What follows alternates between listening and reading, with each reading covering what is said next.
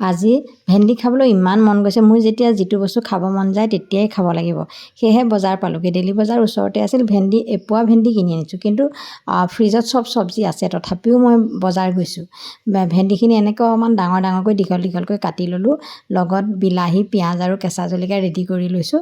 প্ৰথমে কেৰাহীখন গৰম হ'ব দি পাঁচফোৰণ অলপ দি ভেন্দিখিনি অলপ সিজিবলৈ দিব লাগিব। লেৰেলি যোৱাকৈ সিজিব লাগিব। চাই থাকিব যাতে ভেন্দিখিনি সিজিছে নে নাই।